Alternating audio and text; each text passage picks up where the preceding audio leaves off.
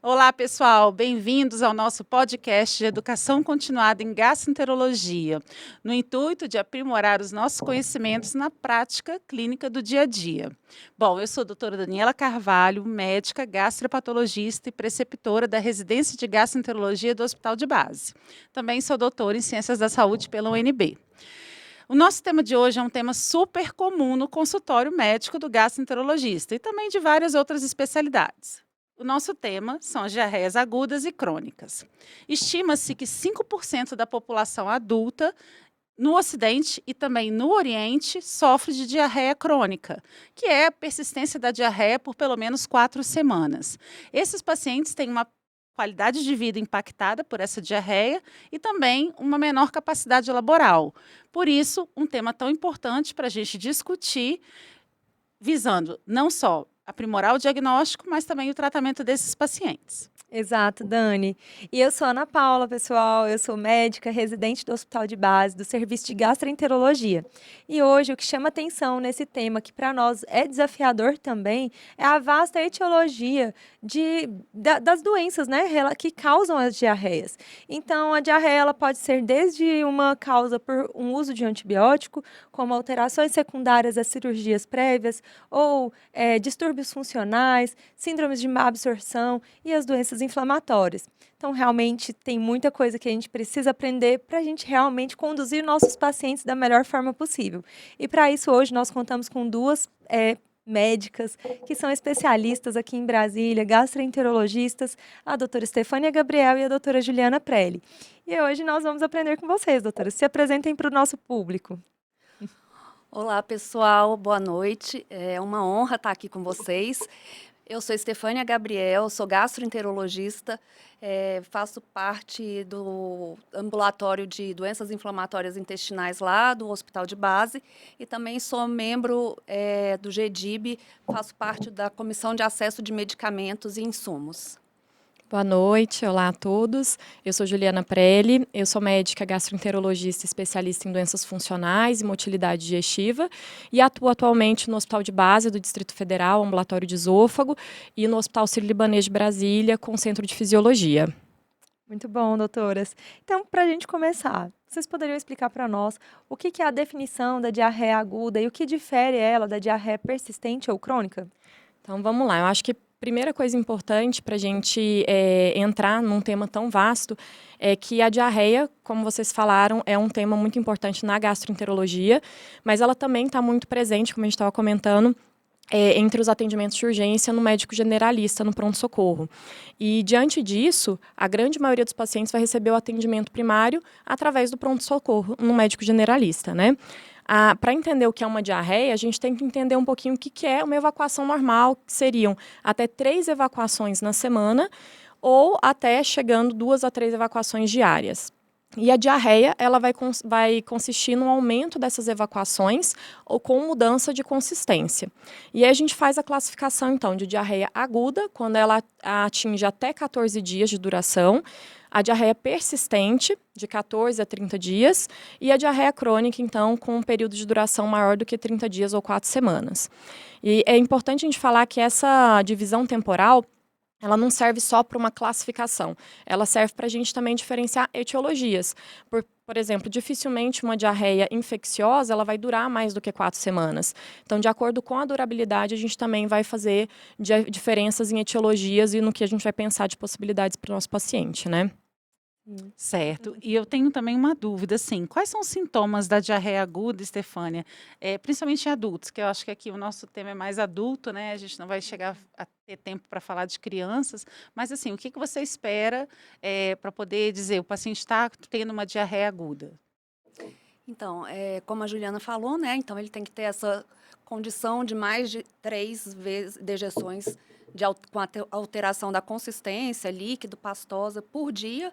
E isso pode vir associado de outros sintomas gastrointestinais também, como náuseas, vômitos. Às vezes ele tem tenesmo, que é aquela sensação que não esvaziou tudo completamente, urgência fecal. Pode ter febre também, febre baixa em algumas situações, febre mais alta em outras.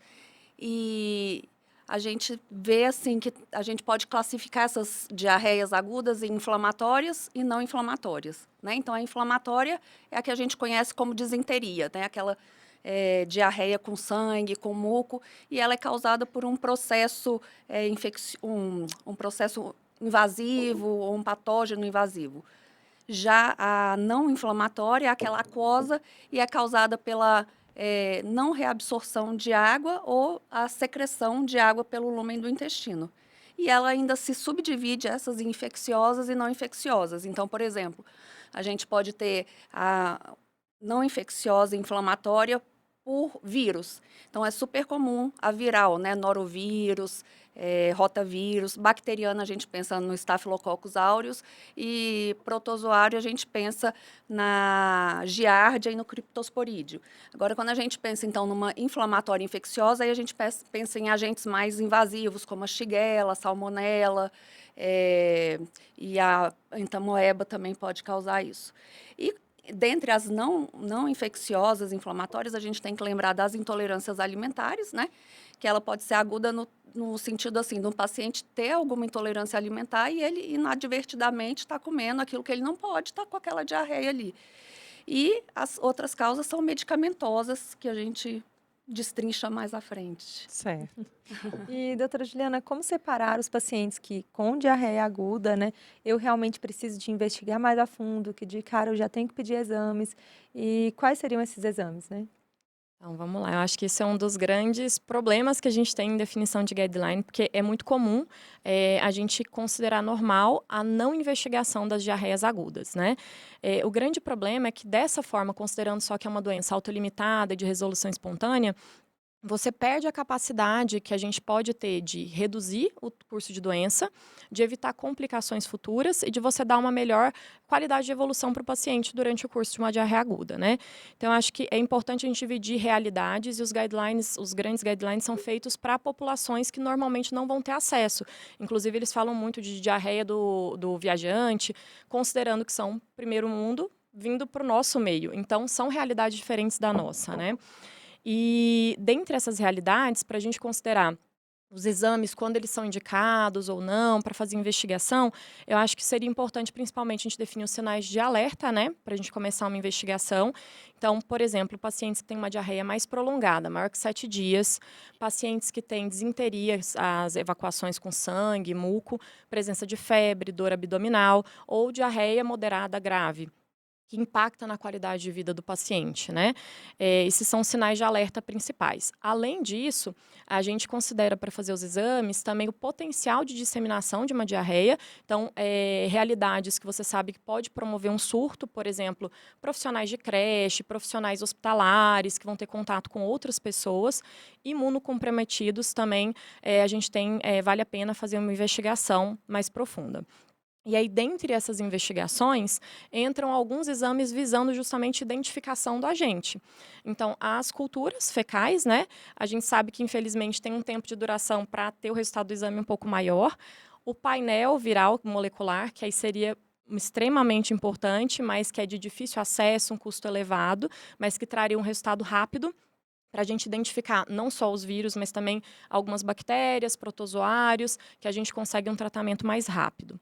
O antígeno para giardia também, ou PCR para giardia também tem a sua indicação.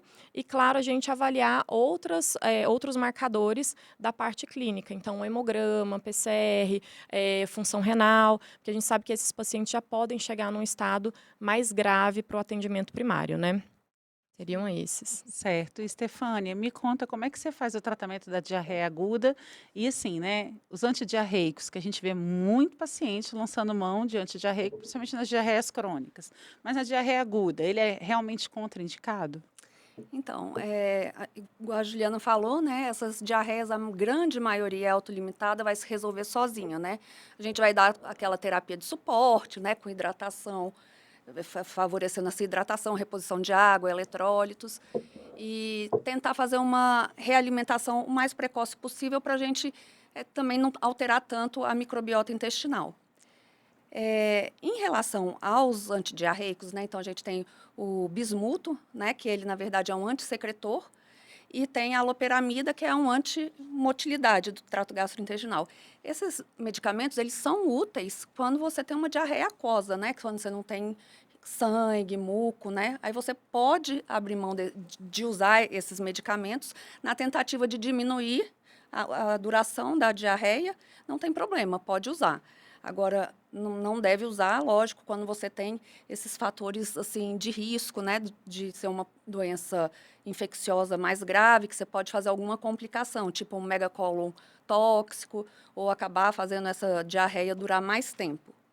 Em relação ao antibiótico, né, a gente normalmente não precisa usar, na maioria das vezes. Isso vai depender, então, desses fatores de risco. Então, se tem sangue, muco nas fezes, se tem uma febre mais alta, acima de 38,5, se for a diarreia do viajante, né? Inclusive, a gente tem os guidelines estrangeiros, né, que falam muito assim, por exemplo, se você for para Sudeste Asiático e África, dê preferência para usar azitromicina. Aí você pode fazer ou a dose única, azitromicina 1.000 miligramas dia, dose única, ou 500 por dia por 3 dias. Se for Américas e Caribe, você dá preferência para fluoroquinolona, ciprofloxacina 750 miligramas dose única, ou 500 de 12 em 12, 3 dias.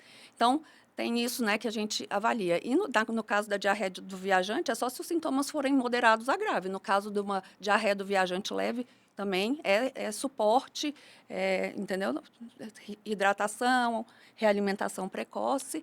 E uma coisa que eu acho importante a gente frisar, que é o probiótico, né? O probiótico para a diarreia aguda do adulto, os estudos não conseguiram mostrar eficácia. Então, assim, não precisa usar, tá?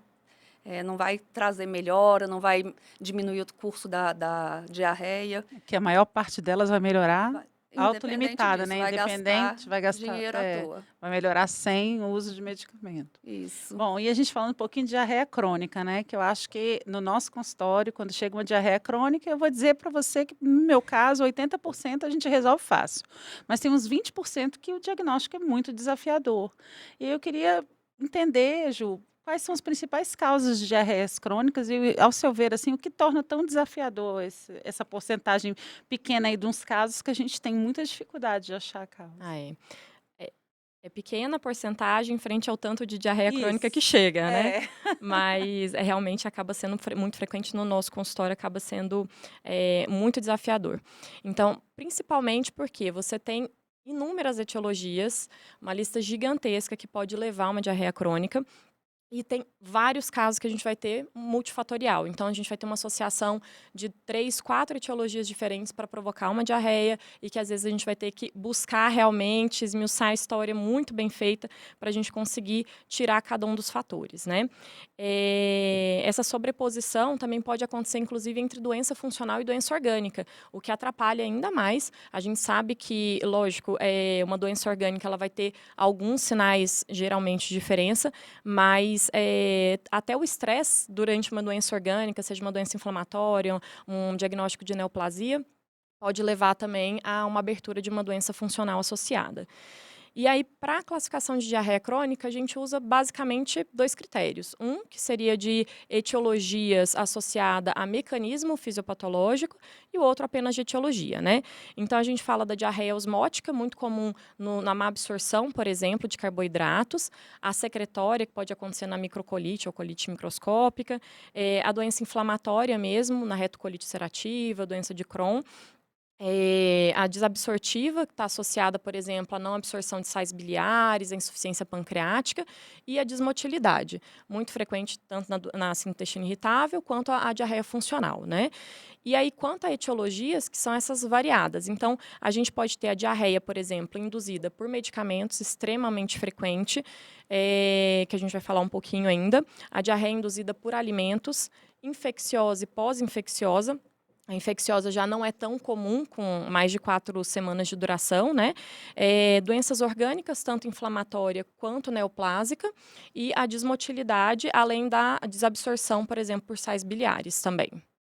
Certo. E como a Ju falou, essa questão dos medicamentos, né, que tem sido cada vez mais frequente, os medicamentos relacionados à diarreia, né? A gente vê, às vezes, paciente jovem mesmo, mas também muito paciente idoso com uso crônico de medicamentos, e esses medicamentos tendo como efeito colateral a diarreia. Eu queria perguntar para a Estefânia, quais são os principais medicamentos que você tem visto associado à diarreia no seu dia a dia? Olha, eu diria que o número 1 são os antibióticos, né? Eles podem causar alteração da flora intestinal, mas também podem favorecer o supercrescimento do Clostridioides difficile, né? Então, sobretudo, clindamicina, cefalosporinas, penicilinas, macrolídeos, carbapenêmicos, são as classes mais importantes, eu diria. Antineoplásicos também a gente vê muito, né, que podem causar uma enteropatia, e os principais são o 5-fluoracil, irinotecano e os inibidores mTOR, né, como o everolimo. O que mais? Os agentes hipoglicemiantes, então, metformina, carbose, são medicamentos que causam diarreia, a gente tem que lembrar. Inibidores de bomba de próton, sobretudo os omeprazol, lansoprazol e rabeprazol. Eu pego muito paciente que fez transplante, né? Então, é transplantado renal ou de fígado e chega com diarreia para investigar. E, nesse caso, a gente tem que pensar que pode ser infeccioso, porque o paciente é imunossuprimido, mas a gente tem que pensar também que os medicamentos podem causar diarreia. Então, micofenolato de mofetila e o de sódio são os mais, assim, 85% das causas de medicamento nos pacientes transplantados são esses. Mas o tacrolimus pode causar também, é uma diarreia mais tardia, né? Depois de 2 anos que ele está usando, que geralmente começa essa diarreia. A azatioprina também pode, os corticoides também. É isso, eu acho que são os mais... Os anti-inflamatórios também temos que lembrar, né? Podem causar lesão e fazer diarreia. Almesartana, né? Olmesartana, importante, que é um remédio para baixar a pressão. Esse também. Colchicina, que é usado para gota.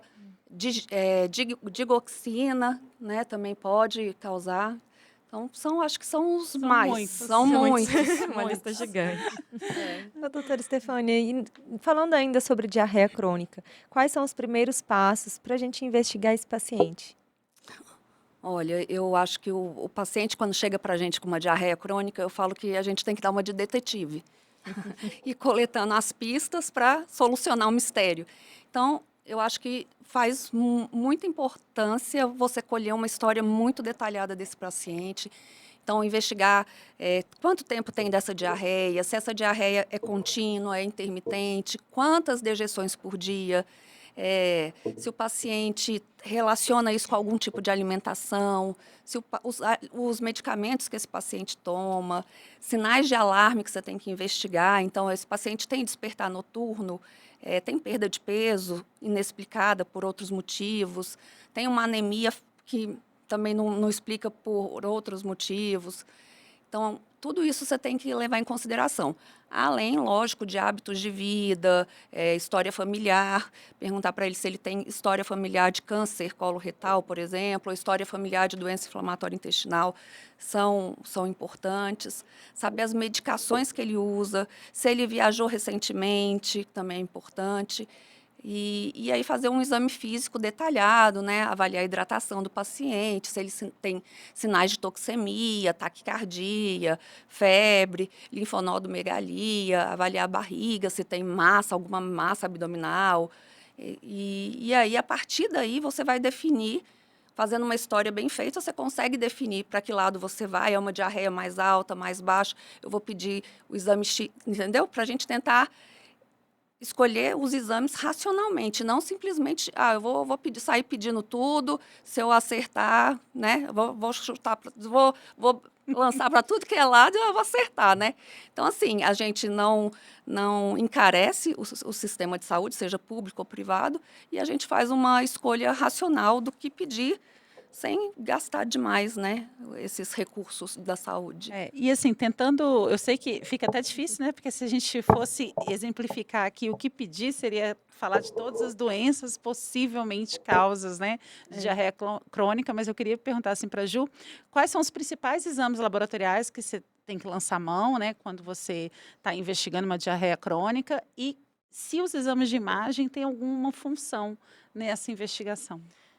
Dani, é aí que mora o problema, assim, tanto quando a gente vai estudar guidelines, porque geralmente eles lançam uma série de exames e que a gente sabe que é justamente o que a Stefania falou, assim, a gente precisa de uma boa avaliação clínica para direcionar.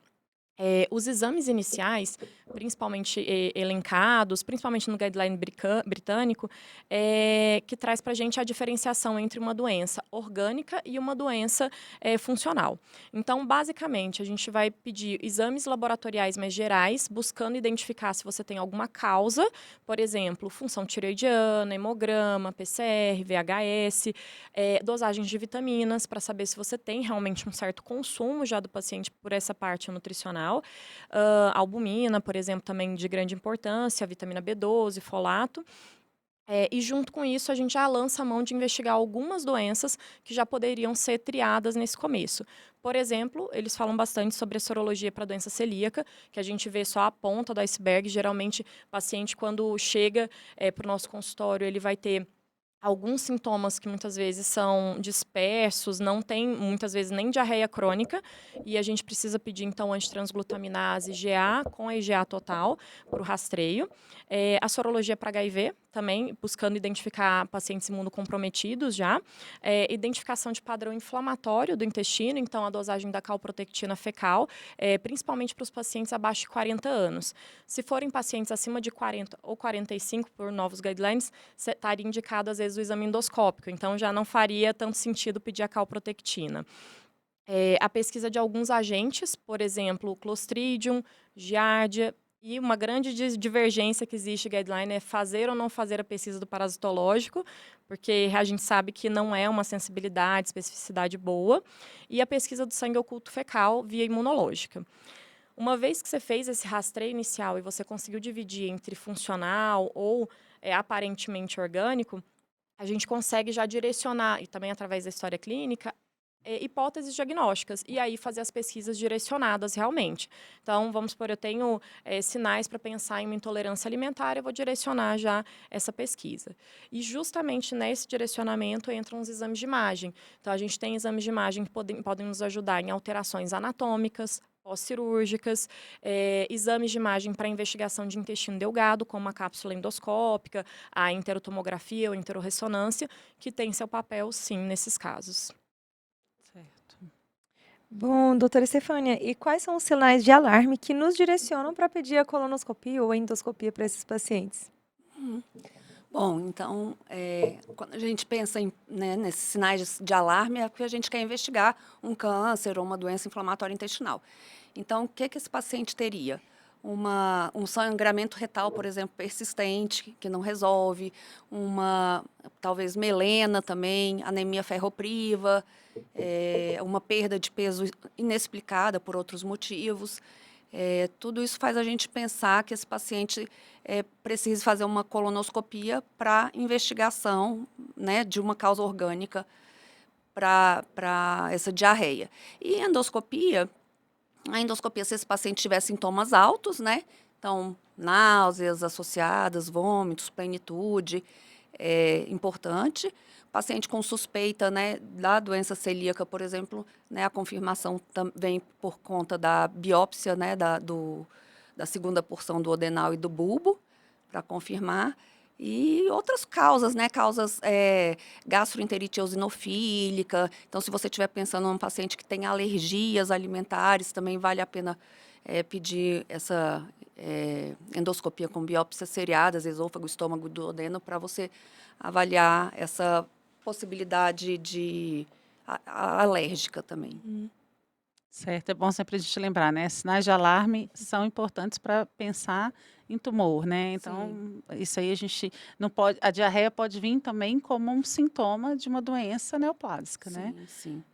Não só um adenocarcinoma de intestino, uma neoplasia de cólon, mas também um tumor neuroendócrino, N outras causas, né? Por isso da importância de investigar a diarreia crônica, né? Esse sintoma de normal, né? Não é normal, não é normal, né? Bom, Ju, você falou de investigar a causa orgânica, que pode ser uma doença funcional. funcional. Eu queria que você falasse um pouquinho para a gente sobre as doenças funcionais, né? Quando que eu vou dizer que é uma doença funcional e não uma doença orgânica? Aham. Então, as doenças funcionais do intestino, a gente tem duas gamas principais: o intestino irritável com predomínio diarreico ou a diarreia funcional. E aí, pelos critérios de Roma, a grande diferenciação entre elas é que o intestino irritável vai ter a dor abdominal como um componente importante, né, que não aparece na diarreia funcional. Mas para a gente pensar nessas doenças funcionais, o passo inicial é justamente a exclusão das causas orgânicas, né? Então, a gente vai ter aqueles exames de rastreio iniciais normais, sem evidência de padrão inflamatório, sem presença de sangue oculto, investigação para celíaca negativa, então todo aquele rastreio inicial negativo, a ausência dos sinais de alarme, né? Ou então pelo menos a exclusão através de exames de colonoscopia, exames de imagem adequados, e a exclusão de doenças orgânicas sistêmicas associadas. Então você está excluindo a possibilidade, por exemplo, de uma associação com neoplasia, que pode produzir, por exemplo, uma diarreia secretória, um aumento de motilidade também pela presença de um tumor carcinoide, por exemplo. Então, estaria excluída essas principais causas. E um outro aspecto que é importante da gente falar é sobre a pseudodiarreia também, que também pode aparecer, não se enquadra na diarreia funcional, mas a gente tem pacientes, por exemplo, com consumo exagerado de gordura, ou que ele tem interpretação de que tem uma diarreia porque está evacuando 3 vezes ao dia. Não, ele tem um hábito intestinal normal e uma formação fecal normal também, né? Um sonho, né? Para alguns. Isso me lembra um paciente que eu atendi no consultório com a pseudodiarreia. Eu não achei nada, já estava já classificando como intestino irritável.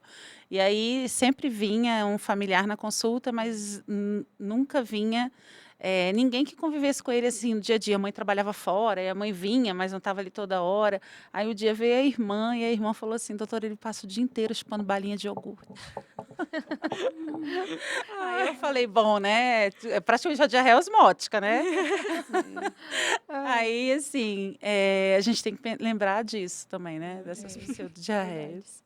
Doutora, e você citou como uma das causas, né, da diarreia crônica a colite microscópica. O que que é ela, colite microscópica? Como que a gente diagnostica? Como que a gente vai tratar? A colite microscópica, então, ela é uma condição inflamatória crônica que cursa com uma diarreia aquosa, né? Geralmente, esse paciente tem 10 a 15 evacuações por dia. É uma condição benigna, faz parte do espectro da doença inflamatória intestinal, mas é uma condição benigna que não é como a doença inflamatória intestinal, que pode evoluir para câncer, né?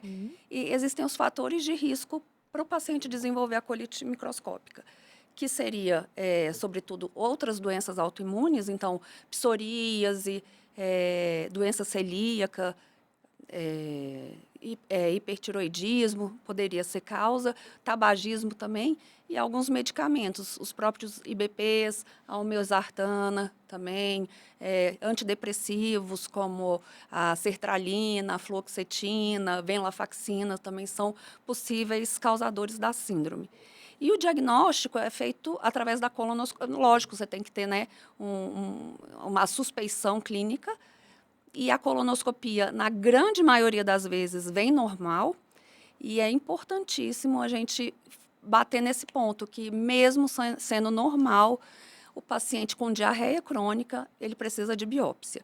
E a biópsia adequada, né, nesse contexto, seria pelo menos 3 de cólon ascendente e 3 de cólon descendente, porque ele é PET, assim, sabe? Salteado. Então, o ideal é você fazer 3 do descendente e 3 do ascendente.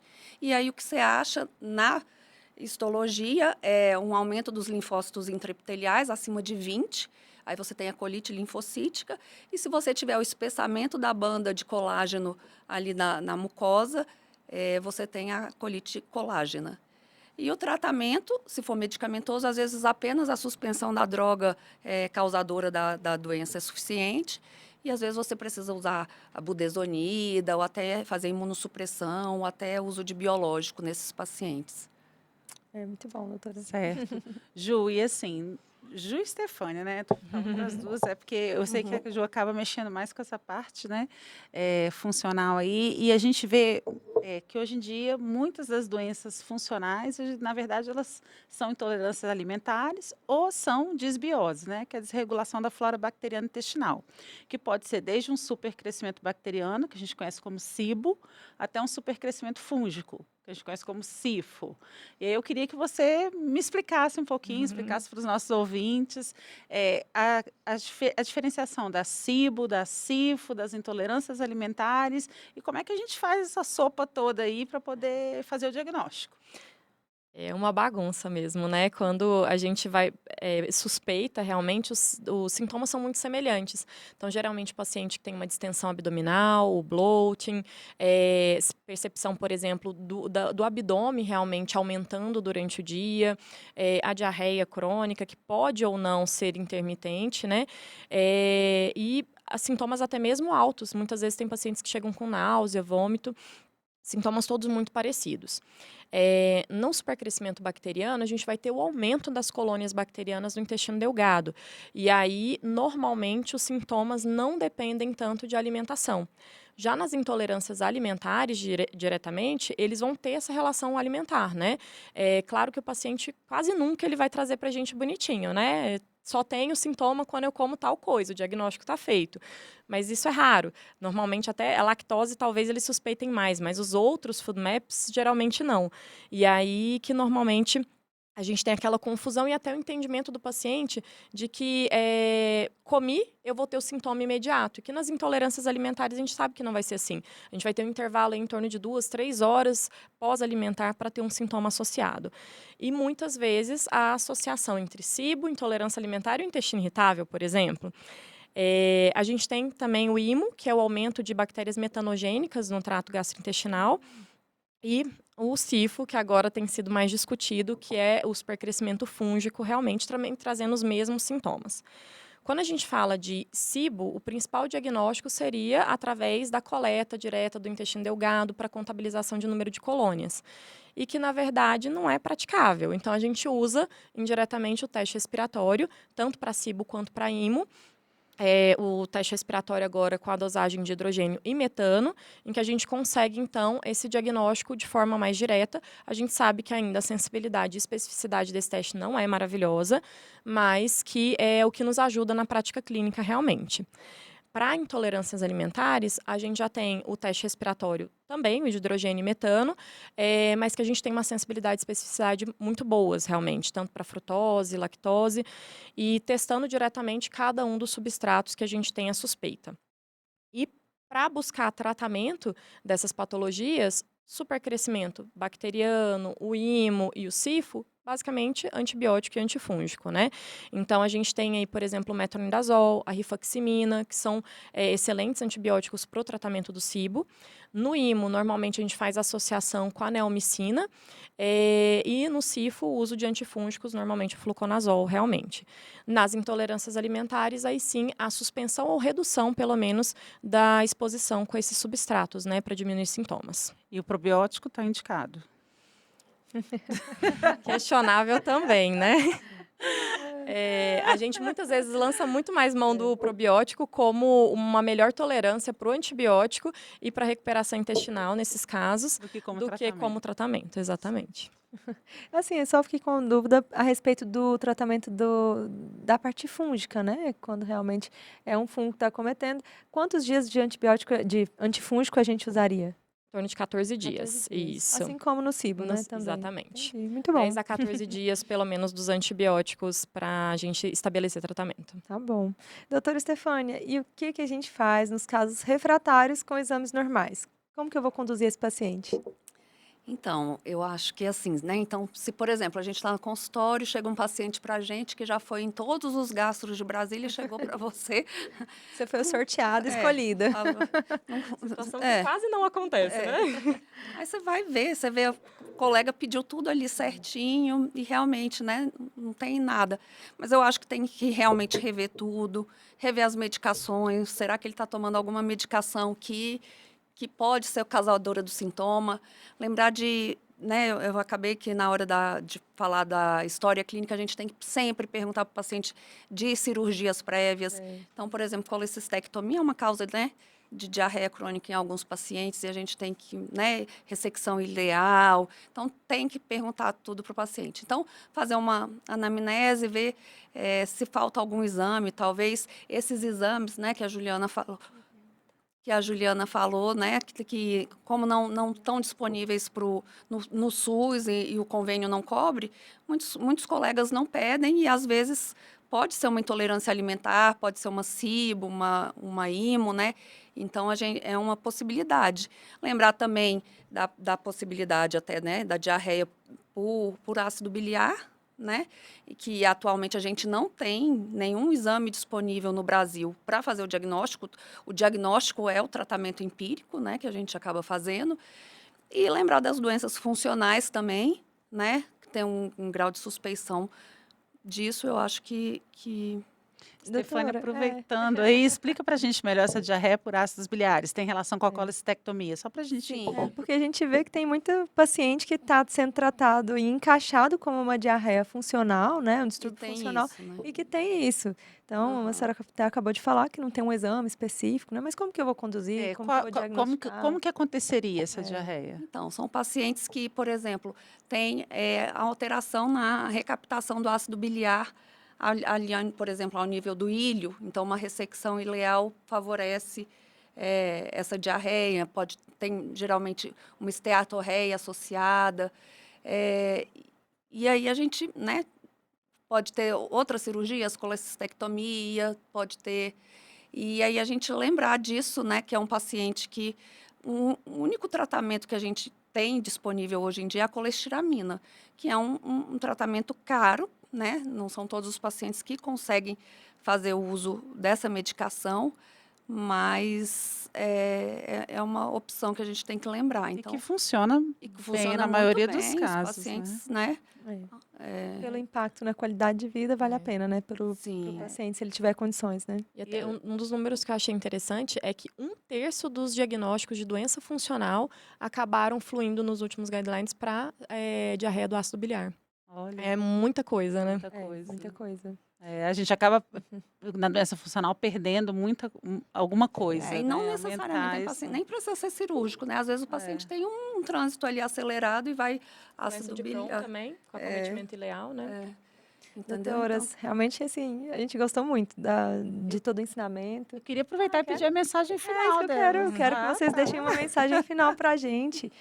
O que vocês consideram aí mais relevante ou que querem reforçar sobre esse tema, para que fique aí guardado na cabeça dos nossos ouvintes para melhorar a nossa prática clínica, né? Que esse é o objetivo.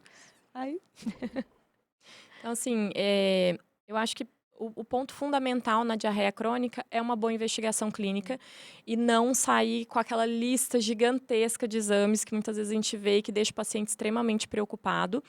E a nossa segurança no tratamento realmente da diarreia crônica, podendo instruir bem esse paciente, vai trazer muito mais tranquilidade, né? Ele vai se sentir muito mais acolhido e vai ter o entendimento, às vezes, de patologias crônicas que não vão ter uma resolução completa, mas que você consiga melhorar uma qualidade de vida de forma substancial, sabe? Eu acho que tem que ficar aqui para vocês que realmente é um diagnóstico desafiador, que às vezes a gente tem muitas doenças que causam os mesmos sintomas.